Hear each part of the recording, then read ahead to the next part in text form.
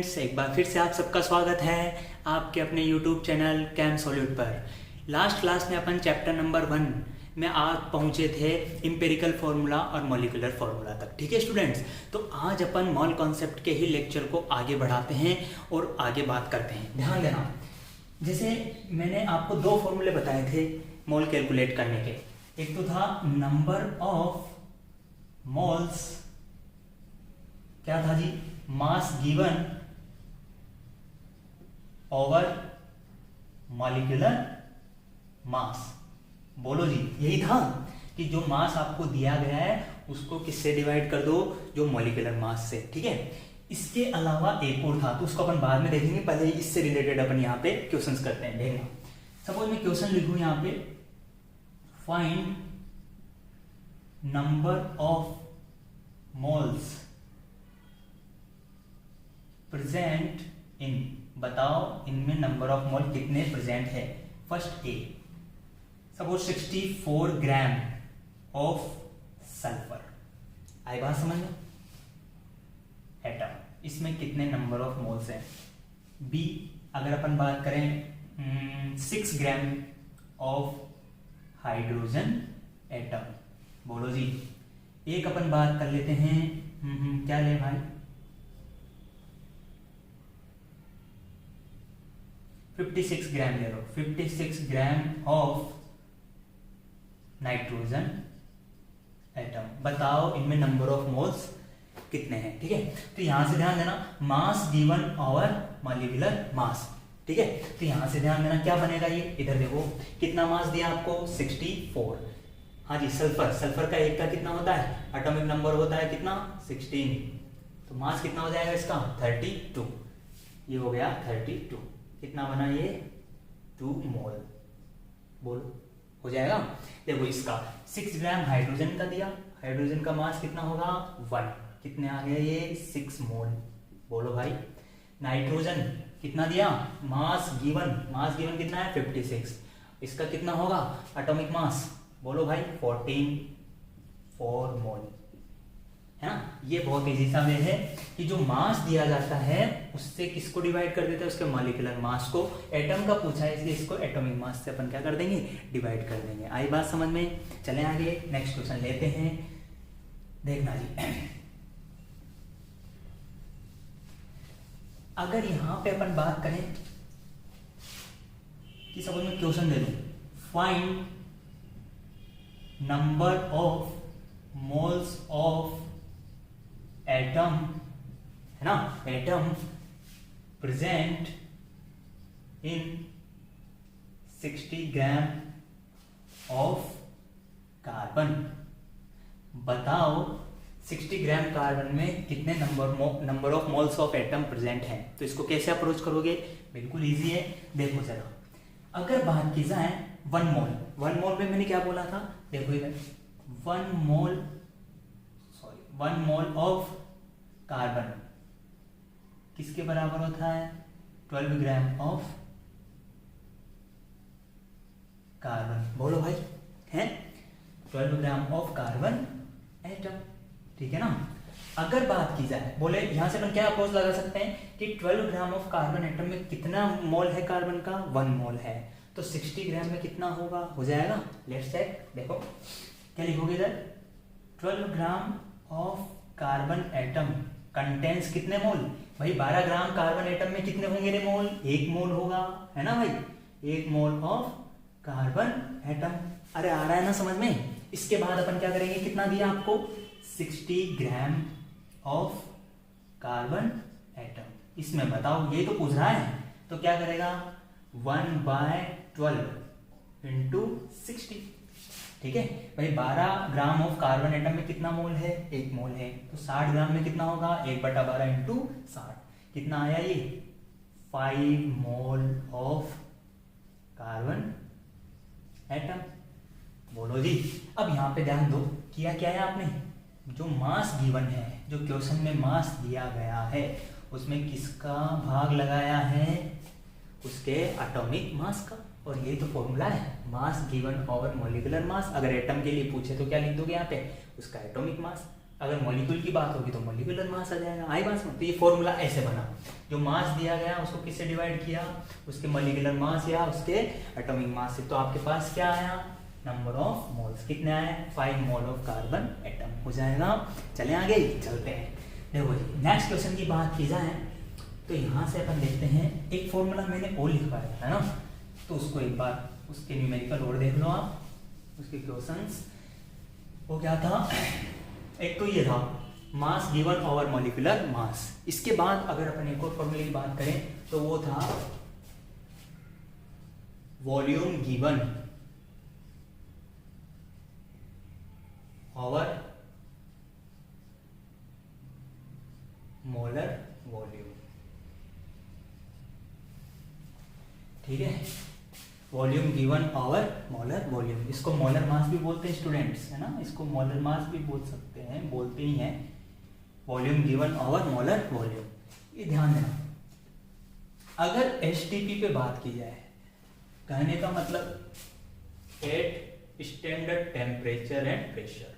Standard temperature और pressure से क्या मतलब है स्टूडेंट्स, तो यहाँ पे ध्यान देना। स्टैंडर्ड टेम्परेचर, टेम्परेचर का मतलब हो गया 273 केल्विन, और प्रेशर होता है 760 mm ऑफ Hg, ये प्रेशर हो गया, इसको स्टैंडर्ड बोलते हैं। ठीक है, स्टैंडर्ड टेम्परेचर और प्रेशर। अगर ये कंडीशन हो तो इस कंडीशन पे आपको नंबर ऑफ मोल्स निकालने हो तो जो वॉल्यूम दिया गया है गैस का, ये गैस की बात होगी ना, गैस के लिए नंबर ऑफ मोल्स की बात है, तो जो वॉल्यूम दिया गया उसको मोलर वॉल्यूम, मोलर वॉल्यूम कितना होगा, 8 STP molar volume of any gas is 22.4 litre. आई बात समझ में? तो यहाँ पे मैं लिख सकता हूँ 22.4 लीटर। आ रहा है समझ में? 22.4 लीटर को और कैसे लिख सकते हो, 22.4 डेसीमीटर क्यूब। पता है आपको 1 लीटर किसके इक्वल होता है स्टूडेंट, 1 डेसीमीटर क्यूब। ठीक है, तो इसको ऐसे भी दे सकता है, सेंटीमीटर क्यूब में कन्वर्ट करोगे तो क्या मिलेगा आपको, 22.4 litre centimetre cube, 22,400 centimetre cube. ये सब है ना, वो डिपेंड करता है आपको क्वेश्चन में वॉल्यूम किस यूनिट में दिया गया है। ठीक है, तो देखो इसका न्यूमेरिकल देखो, छोटा सा न्यूमेरिकल देख लो फटाफट। क्वेश्चन अगर आपको दे दे find number of moles of 11.2 litre of oxygen at STP. STP पे बताओ कि 11.2 लीटर ऑक्सीजन में कितने नंबर ऑफ मोल्स हैं। बताओ जी, क्या करेगा, कुछ नहीं करेगा, जो वॉल्यूम गिवन है उसको किससे डिवाइड कर दे, मोलर वॉल्यूम से। वो कितना है देखो जरा, नंबर ऑफ मोल्स कितना दिया जी, वॉल्यूम कितना दिया 11.2 लीटर, मोलर वॉल्यूम कितना है भाई 22.4 लीटर। क्या बचा ये 1/2 लीटर, सॉरी लीटर से तो लीटर गया ना, 1/2, और इसको क्या लिखेगा तो 0.5 मोल। बोलो हो गया, ये बात होती है। तो दोनों फॉर्मूले से रिलेटेड अपन ने क्वेश्चंस यहाँ पे कर लिए हैं। कौन कौन सा फॉर्मूला, मास गिवन ओवर मोलर मास। अगर एसटीपी पे किसी गैस के नंबर ऑफ मोल्स पूछ रहा है तो आप फॉर्मूला क्या यूज करेंगे, जो वॉल्यूम दिया गया है उसको किससे डिवाइड कर दोगे, मोलर वॉल्यूम से। चले आगे चलते हैं, देखना जी। अब चैप्टर का जो नेक्स्ट पोर्शन है वो स्टार्ट करता हूं मैं। उसमें सबसे पहले अपन बात करेंगे स्टोइकियोमेट्री की, है ना, उसके बाद लिमिटिंग रिएजेंट और फिर कंसंट्रेशन टर्म्स पे आएंगे। तो फटाफट से पढ़ते हैं। इधर देखो स्टोइकियोमेट्री, स्टोइकियोमेट्री ध्यान देना। स्टोइकियोमेट्री की बात की जाए तो ध्यान देना, इसको मैं समझाता हूँ एक एग्जांपल से। सपोज CH4 मीथेन, मीथेन का कंबशन CH4 + 2O2, इससे क्या बना CO2 + 2H2, है ना, ये भी गैस है, ये गैस है, और ये भी क्या है गैस और वाटर लिक्विड। अब इधर ध्यान दो, स्टोइकियोमेट्री क्या होती है समझना स्टूडेंट्स। CH4 कितने हैं, आगे कितना है इसके 1, ऑक्सीजन गैस के आगे कितना है 2, CO2 गैस के आगे कितना है 1, H2O क्या है, कितना है 2। कहने का मतलब इसको आप कैसे पढ़ोगे, तो आप बोलोगे कि CH4 का 1 मोल और ऑक्सीजन का 2 मोल मिलके 1 मोल CO2 और 2 मोल वाटर प्रोड्यूस करता है। आई बात समझ में? क्या बोलेगा, बोले कितने मोल चाहिए 1 मोल CO2 और 2 मोल वाटर को प्रोड्यूस करने के लिए, तो आप क्या बोलोगे 1 मोल CH4 और 2 मोल ऑक्सीजन के, किस लिए 1 मोल CO2 और 2 मोल वाटर के प्रोडक्शन के लिए। आए बात समझ में? तो अपन स्टोइकियोमेट्री इसको बोलते हैं जो रिएक्टेंट के आगे, प्रोडक्ट के आगे लिखा होता है नंबर, उसको क्या बोलते हैं, स्टोइकियोमेट्री या स्टोइकियोमेट्री। तो इसको मैं क्या बोल सकता हूँ, देखो इधर इनको पढ़ने का तरीका समझ लेना। 1 mole of CH4, 2 mole of oxygen, तो क्या बनाएगा ये 1 मोल ऑफ CO2 और 2 मोल ऑफ H2O। बात समझ में आई क्या? ये स्टोइकियोमेट्री, हाँ जी स्टोइकियोमेट्री। और क्या बोल सकते हैं आप, 1 molecule of CH4, 2 molecule of oxygen, क्या बनाएगा 1 molecule of CO2 and 2 molecule of H2O। बोलो भाई, हो जाएगा? या फिर देखो CH4 का आप मास निकालो, मॉलिक्यूलर मास, कार्बन का 12, एक कार्बन का कितना था 12 और हाइड्रोजन कितना है 4, तो इसका मोलर मास कितना आ जाएगा भाई 16 ग्राम। कहने का मतलब 16 ग्राम ऑफ CH4 और उसके साथ कितने ग्राम चाहिए ऑक्सीजन का, 1 का 16 तो 2 का 32, बोले तो 32 ग्राम ऑफ ऑक्सीजन। इससे क्या बनेगा, कितने ग्राम बनेगा कार्बन डाइऑक्साइड, एक कार्बन का 12 और ये 2 ऑक्सीजन का 32, कितना हो गया ये 44। तो क्या लिखोगे 44 ग्राम ऑफ CO2। पानी कितना बनेगा 18 होता है, तो यहाँ पे ध्यान देना, एक का कितना होगा हाइड्रोजन का 2 का 2 और एक ऑक्सीजन का 16 18, एक वाटर मॉलिक्यूल कितने हैं 2, तो ये कितना हो जाएगा, पानी कितने बनेगा बोलो भाई 36। बोले तो इसको ऐसे लिख देता हूँ 2 × 18, बोले तो 36 ग्राम ऑफ H2O। कैसे भी पढ़ सकते हो। अब जैसे एक न्यूमेरिकल है अपन छोटा सा, ध्यान देना, अगर पूछे आपसे क्या बोलेगा कि बताओ 16 ग्राम CH4 के कंबशन से, 16 ग्राम CH4 के कंबशन से कितने ग्राम CO2 बनती है, तो क्या बोलोगे आप 44 ग्राम CO2। अगर आपसे बोल दे 16 ग्राम मीथेन CH4 है ना, उसके साथ कितने ग्राम ऑक्सीजन की रिक्वायरमेंट होगी, तो आप क्या बोलोगे 32। आगे बात समझ में? ऐसे करना है इसको, न्यूमेरिकल पोर्शन आपको इसमें से ऐसे करना। ये स्टोइकियोमेट्री होती है, मतलब जो डिजिट आगे लिखी हुई है रिएक्टेंट और प्रोडक्ट के आगे, वो उसके मोल बताती है, उसके मॉलिक्यूल बताती है ना, और उसके अगर अमाउंट की बात करें तो वो भी स्टोइकियोमेट्री बताती है। हो जाएगा? आगे चलें, तो यहाँ पे ध्यान दें,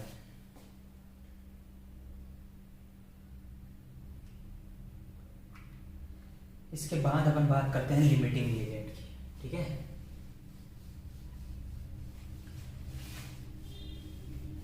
लिमिटिंग रिएजेंट क्या होते हैं?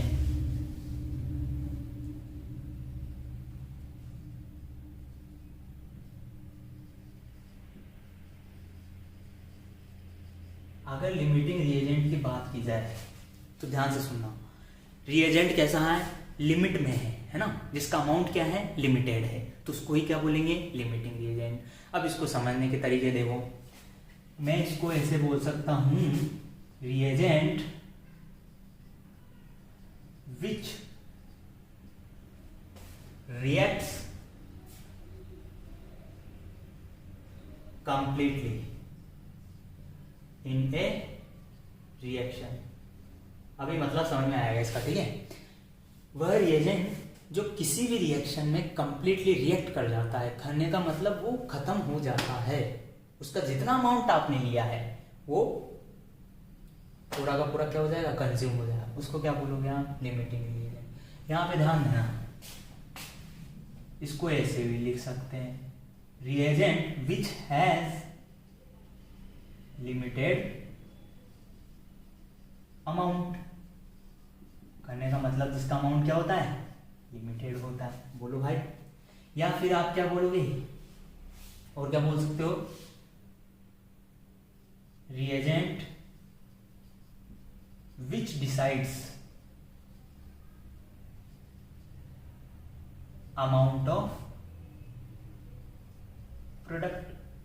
अब इसको समझो आप, ये क्या बोला मैंने यहाँ पे, देखो तीन बातें बताई। लिमिटिंग रिएजेंट क्या होगा, वो रिएजेंट जो कंप्लीटली किसी भी रिएक्शन में रिएक्ट करता है, कंप्लीटली कंज्यूम हो जाता है। दूसरी बात मैंने क्या बोली, विच हैज लिमिटेड अमाउंट, इसका अमाउंट क्या होगा, लिमिटेड, ऑब्वियसली उसको क्या बोलोगे आप, लिमिटिंग रिएजेंट। उसके बाद मैंने क्या बोला, रिएजेंट जो डिसाइड करता है कि कितने अमाउंट में प्रोडक्ट बनेगा, कैसे बनेगा, कैसे समझेंगे।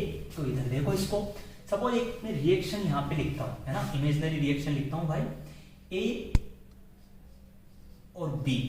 ए का मैंने लिया 1 मोल, बी का लिया 2 मोल। ये रिएक्टेंट है आपके, और ये बना रहे हैं आप C+2D, ये प्रोडक्ट बना रहे हैं, ठीक है। तो इसको कैसे पढ़ोगे, स्टोइकियोमेट्री मैंने पहले सिखाई है आपको। बताओ कितने मोल हैं, 1 मोल। इसका कितना है, 2 मोल। बोलो जी, इसका कितना बन रहा है, 1 मोल। इसका कितना बन रहा है, 2 मोल। आई बात समझ में, ये तो पढ़ना सीख लिया आपने। अब इधर ध्यान दो, अगर मोल दे दो, समझने की थोड़ा फोकस करना है यहाँ पे, ठीक है। गिवन है ए का है 3 मोल, कितना है, 3 मोल। बी का दे दिया आपको 9 मोल, ठीक है। अब आपको बताना है कि इन दोनों में से कौन सा लिमिटिंग रिएजेंट है। तो कैसे करोगे, कितना दिया ये दिया 3 मोल, बी कितना दिया 9 मोल। अब ध्यान देना, अगर 1 मोल से, किसके, ए के 1 मोल से सी कितना बन रहा है, 1 मोल, तो ए के 3 मोल से सी कितना बनेगा, सर 3 मोल बनेगा। ए के 1 मोल से डी बन रहा है 2 मोल, तो 3 मोल से डी कितना बनेगा, सर 6 मोल बनेगा। कैसी बातें कर रहे हो, लेकिन यहाँ पे समझने वाली बात है भाई, क्या है, इधर देखो 3 मोल थे इसके ना। अगर ये 3 मोल कंज्यूम हो जाए, बोले तो कंप्लीट कंज्यूम हो जाए, तो कितना दिया, 3 का 3 क्या हो गया, कंज्यूम हो गया। अगर इसके 3 मोल कंज्यूम हो रहे हैं, बोले तो इसका 1 मोल से इसके 2 मोल क्या कर रहे हैं, रिएक्ट कर रहे हैं। तो इसके 3 मोल से इसके कितने करेंगे, 6, और हैं कितने, 9। तो 9 में से 6 काम आ गए, बचे कितने, 3 मोल। आई क्या बात समझ में। अब यहाँ पे ध्यान देना, ये है 0 और ये अभी भी बचा हुआ है। तो बताओ कौन पहले रिएक्शन में कंप्लीट हो गया, यहाँ पे कंप्लीट कौन हो गया, ए। तो यहाँ पे क्या होगा, ए इज लिमिटिंग रिएजेंट, क्योंकि वो क्या हो गया, कंप्लीट। अब ये प्रोडक्ट कैसे डिसाइड करेगा, अरे भाई सीधी सीधी बात है, अगर ये दोनों मिलके कोई प्रोडक्ट सी और डी बना रहे हैं, और मान लो ए पहले खत्म हो रहा है, तो ए खत्म हो जाएगा तो प्रोडक्ट बनना भी क्या हो जाएंगे, खत्म। तो कहने वाले इनका जो अमाउंट होगा वो इस टाइम किस पे डिपेंड है, ए की कॉन्सेंट्रेशन पे है। तो उसको ही क्या बोलेंगे आप, लिमिटिंग रिएजेंट। तो यहाँ पे लिमिटिंग रिएजेंट कौन हो गया, ए हो गया। बोलो जी, आ रहा है समझ में, हो जाएगा यहाँ से। चले आगे, ये लिमिटिंग। अब इसका कोई फॉर्मूला होता है, देखो एक बार इधर देख लो, लिमिटिंग रिएजेंट, ध्यान देना, लिमिटिंग रिएजेंट कैसे करोगे आप, मोल्स वॉल्यूम, ठीक है। ये जो दिया गया है, जो गिवन होगा, नंबर ऑफ मोल्स, मॉलिक्यूल या वॉल्यूम, उसको आप डिवाइड कर दो स्टोइकियोमेट्री से, ठीक है। स्टोइकियोमेट्री से डिवाइड कर देंगे। अब ध्यान दो इधर से, इसका कितना है भाई, इसका कितना मोल दिया आपको, 3 मोल, ठीक है। ये हो गया 3 मोल, ठीक है। स्टोइकियोमेट्री कितनी है इसकी, 1, कितना आया इसका, 3, ठीक है। स्टोइकियोमेट्री ऑफ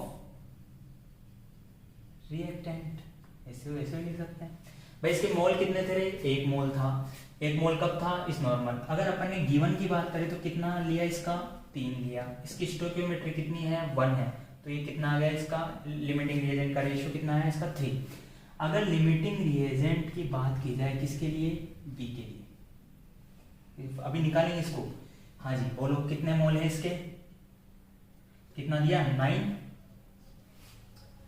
स्टोइकियोमेट्री कितनी है 2, कितना बचा 4.5। आई बात समझ? करने का मतलब इसका जो अमाउंट है वो है 3 और इसका है 4.5। किसका अमाउंट कम है? ए का।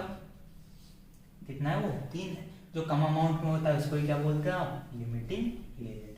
2 तरीके बताए मैंने, कंफ्यूज मत हो ना आप। इधर ध्यान दो, फिर से इसको समझा देता हूँ। भाई ये 1 मोल था, इसके 2 मोल आपस में रिएक्शन करके ऐसे ऐसे बना रहे थे। जब अपन ने 3 मोल इसके लिए, 9 मोल इसके लिए, तब जाके इसके 3 मोल और इसके 6 मोल बन गए। ठीक है, इसका 3 मोल अगर रिएक्शन में लिया है तो भाई इसका 1 लिया था तो इसके 2 लेने पड़ रहे थे, तो इसका 3 लिया तो इसके कितने लेने पड़ रहे थे? 6। आएगा समझ? तो ये कितना बचा? 3। ये अभी भी बचा हुआ है, इसलिए लिमिटिंग रिएजेंट नहीं होगा। लिमिटिंग रिएजेंट निकालने का फॉर्मूला क्या है? मोल्स या वॉल्यूम जो दे आपको उसको किससे डिवाइड कर दो? स्टोइकियोमेट्री से। आई बात समझ में? तो आपने क्या किया? इसके मोल लिए 3, कितने दिए? 3। इसकी स्टोइकियोमेट्री क्या है? 1, इसका है 3, इसका कितने लिए? 9। स्टोइकियोमेट्री कितनी है? 2, आया 4.5। कौन सा लिमिटिंग रिएजेंट होगा? अरे भाई कौन सा होगा? जो कम होगा। तो ए क्या होगा? लिमिटिंग रिएजेंट हो जाएगा। आगे चलें, यहां से चलता हूं आगे। ठीक है, ये लिमिटिंग रिएजेंट की बात थी, ये फॉर्मूला था, इससे आप लिमिटिंग रिएजेंट निकाल सकते हो। ठीक है, अब जो मेजर पोर्शन है अपना उसको अपन थोड़ा यहां से देखते हैं। एक है सॉल्यूशन में जो कंसंट्रेशन टर्म्स होती है उसकी बात अपन करेंगे। ठीक है, थोड़ा मार्कर प्रॉब्लम कर रहा है। सॉल्यूशन में कंसंट्रेशन टर्म्स है ना, तो यहां पे अपन लिख लेते हैं concentration terms in solution. Solution में कंसंट्रेशन टर्म्स। आई बात समझ में? अब ध्यान दो, देखो कई सारी जो रिएक्शंस होती हैं वो मोस्टली कहाँ होती है? लैबोरेटरी में होती है। और वहां पे जो अपन रिएक्शंस करते हैं वो सॉल्यूशन में करते हैं। किस में करते हैं? सॉल्यूशन में करते हैं।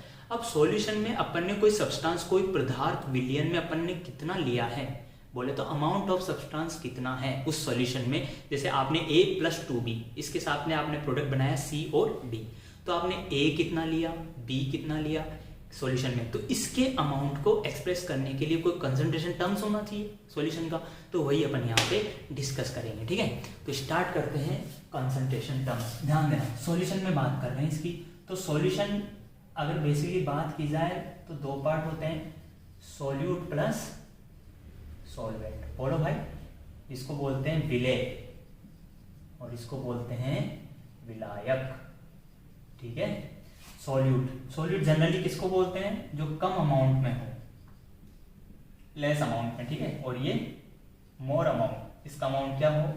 ज्यादा। आई बात समझ? जैसे एग्जांपल है, क्या ले 58.5 ग्राम NaCl है ना, इसमें आपने मिला दिया 54 ग्राम ऑफ H2। बताओ कौन सॉल्यूट है, कौन सॉल्वेंट है? क्या करोगे? मोल से बताओगे। ध्यान दो, मोल निकालोगे पहले, है ना, मोल के थ्रू करना है। ये देखो कितना है NaCl, नंबर ऑफ मोल्स क्या बताए थे भाई अभी? नंबर ऑफ मोल्स क्या होते हैं? मास गिवन, जो मास दिया गया है उसको किससे डिवाइड कर देगा? मोलर मास से। बोलो भाई, तो मास कितना दिया है आपको? 58.5। ठीक है, मोलर मास कितना है? मोलर मास कितना होगा NaCl का? सोडियम का होता है 23, क्लोरीन का होता है 35.5। कितना आया? 58.5। बोले तो NaCl के कितने मोल प्रेजेंट है सॉल्यूशन में? सर ये तो हो गया 1 मोल। ऐसे किसके निकालोगे आप? H2O के। H2O का मोलर मास कितना होता है? 18, दिया कितना? 54, कितना बन गया? 3 मोल। बताओ कौन ज्यादा है? कौन है? वाटर। तो वाटर क्या हो जाएगा? सॉल्वेंट। ये क्या हो जाएगा? सॉल्यूट। आई बात समझ में? कर लोगे? जो लेस अमाउंट में होता है उसको क्या बोलते हैं? सॉल्यूट, और जो मोर अमाउंट में होता है उसको क्या बोलते हैं? सॉल्वेंट। तो यहां से अपन स्टार्ट करते हैं कंसंट्रेशन टर्म्स इन सॉल्यूशन में। सबसे पहले अपन काम खत्म करते हैं।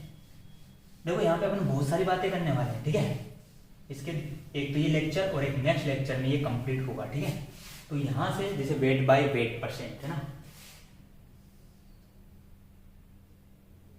पहला लिख रहा हूँ वेट बाय वेट परसेंट, ठीक है। दूसरा मैं लिख रहा हूँ वेट बाय वॉल्यूम परसेंट, है ना।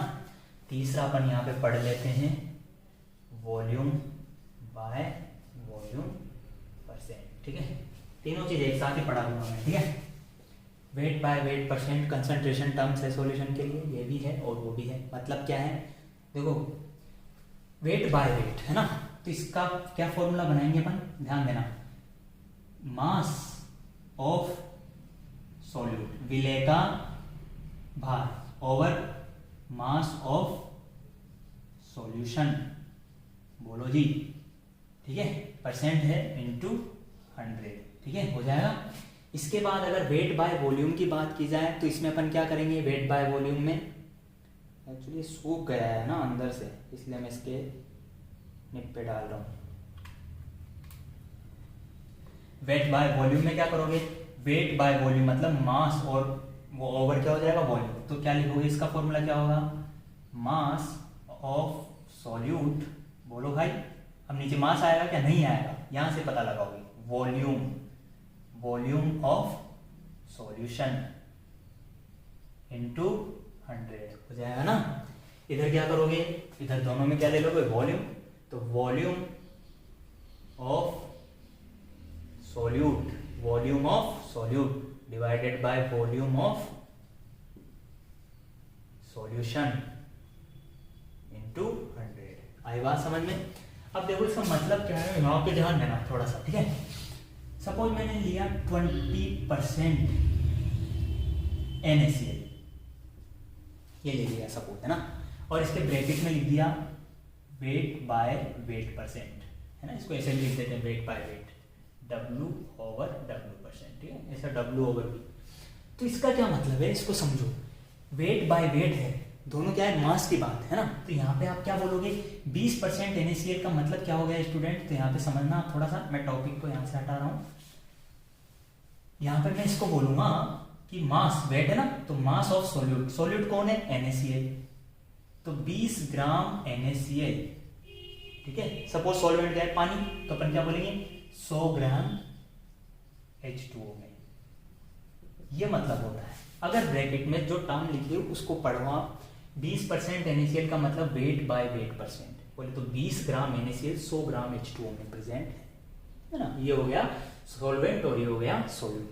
अगर मैं यहाँ पे वेट बाय वॉल्यूम कर दूं तब क्या होगा बताओ, तो यहाँ पे क्या बोलोगे, 20 ग्राम NaCl, 20 ग्राम NaCl किसमें, 100 ml H2O। आई बात समझ में। अगर मैं इसको क्या कर दूं, वॉल्यूम बाय वॉल्यूम, तो इसको क्या बोलोगे आप, 20 ml NaCl, क्या बोलोगे इसको, 20 ml NaCl, तो क्योंकि दोनों किसमें आ गए, वॉल्यूम में, 20 ml किसमें, 100 ml H2O में, हो जाए ना। तो यहाँ से अपन आगे बढ़ते हैं, ये इसका मतलब था। अब यहाँ से अपन इनके क्वेश्चंस ले लेते हैं। देखो क्वेश्चन थोड़ा देखना जी इसमें। सपोज मैं बात करता हूँ NaCl ले लेते हैं, 20 gram of NaCl dissolved in 100 ml of H2। calculate weight by weight percent, बताओ ये कितना होगा वेट बाय वेट, ठीक है। अब यहाँ पे देखो कुछ नहीं करना, मास ऑफ सॉल्यूट क्या है भाई, 20 ग्राम। मास ऑफ सॉल्यूशन आपको दिया किसका, इसको देखो, इसको पहले आप कर लो 100 ग्राम, इसको ml वाला भी मैं करवा दूंगा आपसे। तो ये कितना दिया, 100 ग्राम। ये क्या है, H2O का दिया, सॉल्यूशन का नहीं दिया है ना। सॉल्यूशन क्या होगा, जिसमें सोल्यूट और सॉल्वेंट दोनों। तो ये सॉल्वेंट हो गया, ये सॉल्यूट हो गया, दोनों को टोटल कर दो। 100 कितना था, पानी था, 20 क्या था, NaCl, टोटल हो गया 20। और इसको मल्टीप्लाई किससे करना है भाई, 100 से, है ना। तो ये कितना बना, 20 ओवर 120 इंटू 100, ठीक है। ये कितना बन जाएगा, ये अराउंड आ जाएगा आपका 16.6% हो जाएगा, ठीक है, हो जाएगा इसे, कुछ नहीं करना, केवल आपको फॉर्मूला अप्लाई करना है, पूछा है जो बता देना है, ठीक है। अब मेरी बात सुनना, ऐसा ही एक और न्यूमेरिकल लेता हूं मैं यहाँ पे, अगर मैं इसको कर दूं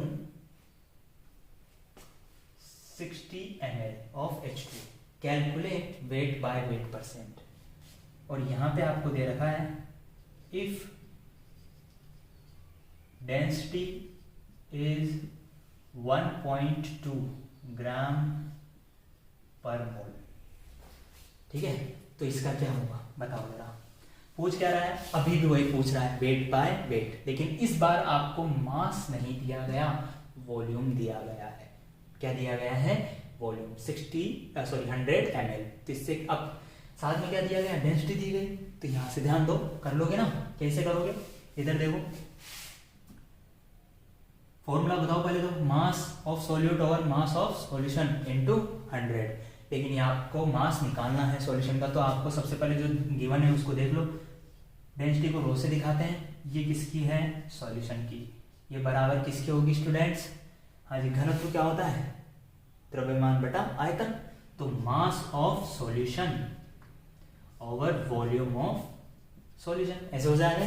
तो मास कितना है, ये तो आपको निकालना है क्योंकि दिया नहीं है, वॉल्यूम दिया है, वॉल्यूम कितना है 100 ml, हाँ जी, ये कितना दिया आपको, ये दिया आपको, ये लिख दे रहा हूं इसको, ये इसको नीचे लिख लो आप, कैसे भी कर लो, कितना दिया x ओवर वॉल्यूम कितना है भाई 100 ml, हाँ जी, तो डेंसिटी कितनी है 1.2 ग्राम पर मोल, क्या हो जाएगा, इधर आ जाएगा, तो x क्या निकलेगा यहाँ से, x इज इक्वल टू 1.2 ग्राम पर मोल, जो डेंसिटी आपको दी, इंटू 100 ml, सॉरी ये मोल में नहीं होगा बेटा, ये होगा डेंसिटी ग्राम पर ml, है ना, सॉरी वेरी सॉरी, मोल और ml में थोड़ा लिखने में हो रहा है ये, है ना।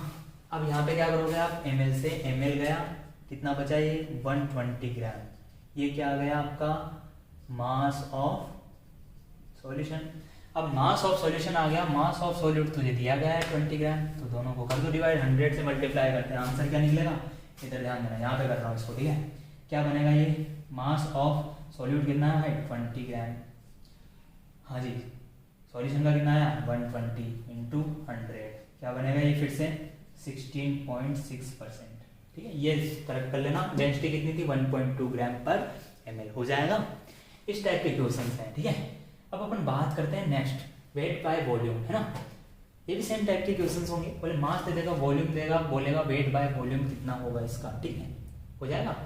ये जो डेंसिटी देगा, अगर किसी में आपको वेट बाय वेट पूछ रहा है, बोले तो मास नहीं दे रहा है, वॉल्यूम दे रहा है, तो डेंसिटी आपको वहां पे मिलेगी, उससे अपन उसको अप्रोच कर सकते हैं, ठीक है, कर लोगे।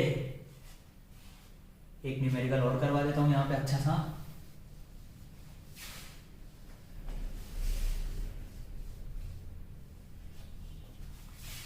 देखो क्वेश्चन लिखते हैं अपन,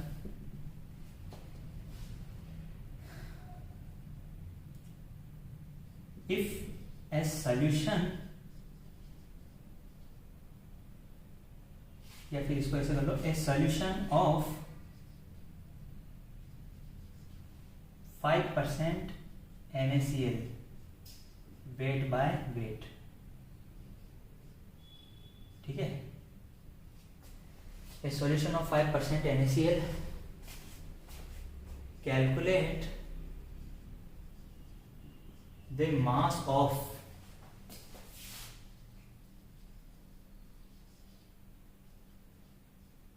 NaCl if density of solution is 1.2 ग्राम पर ml। बताओ कि अगर एक सॉल्यूशन है 5% NaCl का सॉल्यूशन है, वेट बाय वेट दिया है 5% आपको, और कैलकुलेट क्या करना है, मास कैलकुलेट करना है। कोई फॉर्मूला दिख रहा है क्या आपको ऊपर, बिल्कुल दिख रहा है, कहाँ पे, ये रहा, mass of solute, mass of solution into 100, wait by wait दिया है इसलिए इसकी बात कर रहा हूँ, ये दिया वेट बाय वेट, ठीक है, तो कितना हो जाएगा, वेट बाय वेट कितना दिया आपको 5। मास आपको बताना है किसका, NaCl का।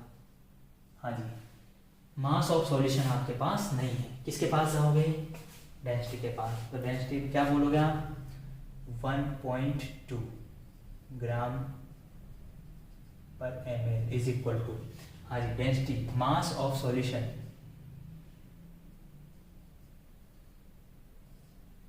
ठीक है, ओवर वॉल्यूम ऑफ सॉल्यूशन, ठीक है। वॉल्यूम यहां पे ले लो, वॉल्यूम देखो गिवन कितना है, 100 ml मान ले सपोज, वॉल्यूम ऑफ सॉल्यूशन।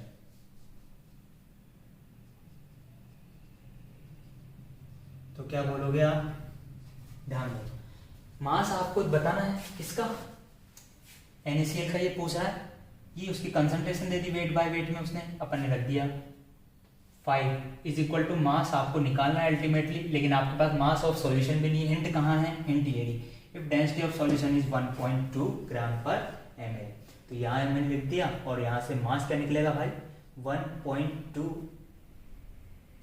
ग्राम पर ml। वॉल्यूम कितना था, इधर जाएगा ये 100 ml, इधर से क्या मिल गया आपको, मास ऑफ सॉल्यूशन, ठीक है,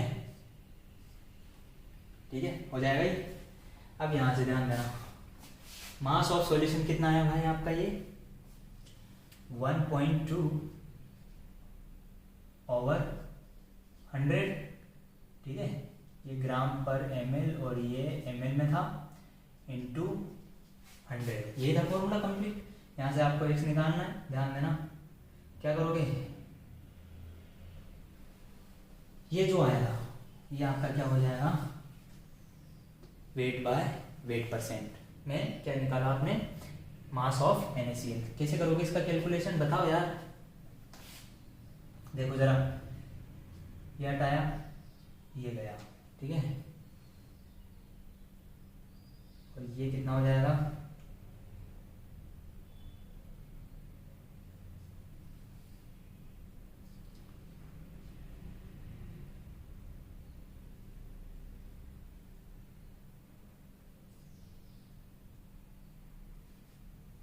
देखो इधर, इसको इधर कर देता हूं मैं,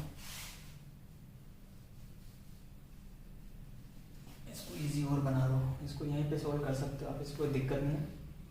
कितना बनेगा ये 120 है ना ग्राम, यहीं कर लो इसको, 120 ग्राम बनेगा वो। तो यहाँ पे क्या करोगे, 5 is equal to x 120 gram into 100, यही तो था, इसको कर लो, 2 छिक्की 12 पंजो 10, 5 से 5 गया, कितना आया ये, x इज इक्वल टू कितना आया, 6 ग्राम, ठीक है। कैलकुलेशन थोड़ा वहाँ पे लंबा हो गया था, हो जाएगा ये x आ गया, ये ऐसे इसको करना है, ठीक है। तो ये कहानी थी आपकी wait by wait percent, weight by volume, volume by volume percent, ठीक है। इसके बाद अपन आगे बढ़ते हैं और बात करते हैं मोल फ्रैक्शन की। किसकी बात करते हैं, मोल फ्रैक्शन। मोल भिन्न, भिन्न का मतलब, फ्रैक्शन का मतलब ही क्या होता है, हिस्सा, पार्ट, है ना। जैसे अपन बात करें,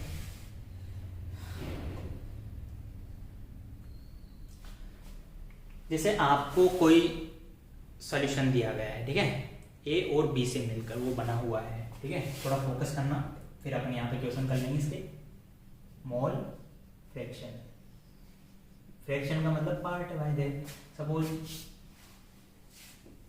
ए बी और सी, ये 3 कंपोनेंट से कोई सॉल्यूशन बना हुआ है, 3 कंपोनेंट से मिलके, तो आप क्या बोलोगे, इधर मोल्स, सपोज मोल्स हैं, इसका 1 है, इसका 2 है, इसका 3 है, तो टोटल नंबर ऑफ मोल्स कितने हो गए, टोटल नंबर ऑफ मोल्स हो गए, टोटल नंबर ऑफ मोल्स, कुल मोलों की संख्या 1 2 और 3 कितने हो गई, ये 6 मोल। बोलो भाई, अब यहाँ पे आपको क्या बोलना है, मोल फ्रैक्शन। कहने का मतलब एक का मोल भिन्न बताओ, तो उसके मोल ओवर टोटल मोल क्या होगा, देखो, मोल फ्रैक्शन ऑफ ए क्या बनेगा, number of moles of A divided by number of, या टोटल नंबर ऑफ मोल्स, इसको ऐसे लिख लो, टोटल नंबर ऑफ कितना था 1/6, ये इसका फ्रैक्शन हो गया। इस सॉल्यूशन में ए का मोल फ्रैक्शन कितना है 1/6 हो जाएगा, ये 1/6 मोल, इसको मोल फ्रैक्शन बोलते हैं। ठीक है, जैसे बात करें अपन एग्जाम्पल की, बढ़िया सा एक एग्जाम्पल ले लेते हैं यहाँ पे।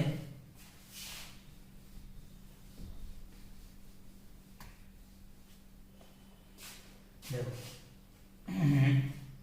आपको कैलकुलेट करना है मोल फ्रैक्शन, है ना, ये कैलकुलेट करना है किसके लिए, 58.5 ग्राम ऑफ NaCl, ये डिजोल्व है 54 gram of H2।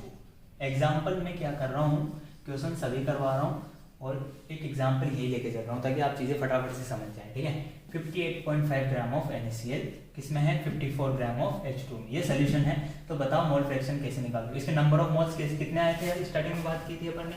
Mass given कितना है 58.5, इसका मोलर मास भी कितना होता है 58.5 ग्राम, कितने बनेगा ये 1 मोल। बोलो भाई, ऐसे पानी कितना दिया 54, होता कितना है 18, 3 मोल, तो टोटल नंबर ऑफ मोल्स कितने हो जाएंगे, ये हो जाएंगे 4 मोल। ठीक है, तो यहाँ पे अगर मोल फ्रैक्शन किसका पूछ ले आपसे, NaCl का, किसका पूछ ले NaCl का, तो क्या बनेगा ये NaCl में क्या बोलोगे आप, उसका खुद का मोल 1, टोटल मोल 1/4। पानी का पूछ ले मोल फ्रैक्शन क्या होगा, मोल फ्रैक्शन को देखना एक बार, जीटा से भी शो करते हैं, ध्यान देना, मोल फ्रैक्शन को किससे शो करते हैं, जीटा या फिर इसको मीटा, है ना, तो ऐसे पूछ सकता है ना, ये हो जाएगा। तो 1 यहाँ H2O का कितना था 3 मोल, टोटल मोल कितने हैं 4, ये इसका मोल फ्रैक्शन। बोलो भाई कर लोगे सर, एक छोटा सा क्वेश्चन करके बता दो, आज के लेक्चर को फिनिश करते हैं। देखो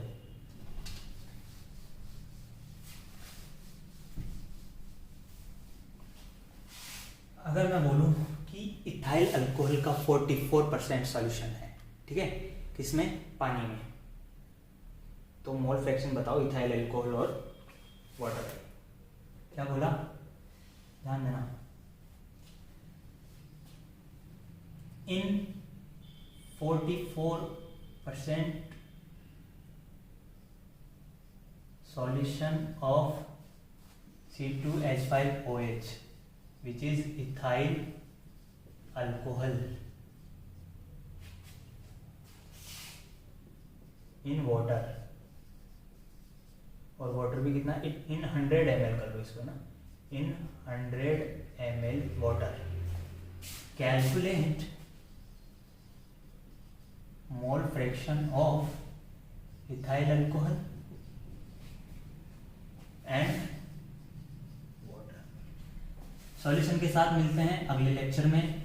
आज देखो अपन ने बेसिकली क्या क्या बातें की, अपन ने सबसे पहले मोल के जो दोनों फॉर्मूलाज थे उससे रिलेटेड अपन ने क्वेश्चंस करे, उसके बाद अपन आगे बढ़ के आए, अपन ने स्टोइकियोमेट्री सीखा कि स्टोइकियोमेट्री क्या होती है, क्या रिप्रेजेंट करती है, इसके बाद लिमिटिंग रिएजेंट होता क्या है, उसको डिसाइड करने का क्या फॉर्मूला है, उसके बाद अपन आगे बढ़े और अपन ने कंसंट्रेशन टर्म्स बताई सॉल्यूशन में। उससे पहले अपन ने सोल्यूट और सॉल्वेंट के बारे में थोड़ा बहुत जाना कि जो कम होता है वो सोल्यूट, जो ज़्यादा अमाउंट में होता है वो सॉल्वेंट। उसके बाद मैंने सबसे पहले आपको वेट बाय वेट परसेंट और इसके बाद वेट बाय वॉल्यूम और वॉल्यूम बाय वॉल्यूम से आपको फेमिलियर करवाया। देन अपन आगे बढ़ रहे थे मोल फ्रैक्शन, जिसमें आपने सीखा कि मोल फ्रैक्शन को जीटा और नीटा से क्या करते हैं, शो करते हैं, रिप्रेजेंट करते हैं, और उसका जो फॉर्मूला होता है वो पर्टिकुलर जिसके मोल और ओवर टोटल मोल, वो उसका क्या आ जाता है, उस पर्टिकुलर एंटिटी का, सब्सटेंस का मोल फ्रैक्शन, मोल भिन्न। ठीक है, यहाँ पे न्यूमेरिकल है, इसका सॉल्यूशन आप खुद से ट्राई करना। नेक्स्ट लेक्चर में मिलता हूँ।